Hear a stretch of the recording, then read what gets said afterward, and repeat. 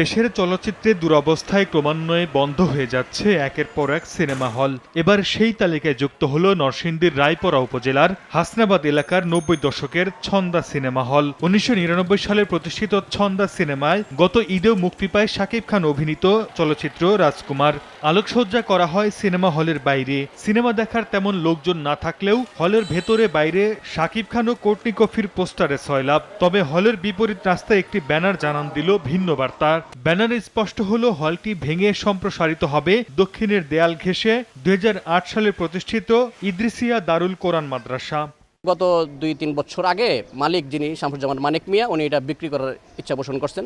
বাকি আমরা তখন কথা বলছিলাম, কিন্তু উনি বেশি অসুস্থ থাকার কারণ চিকিৎসাধীন অবস্থায় উনি ইন্তেকাল করেন, সেটা সমাধান হয় নাই।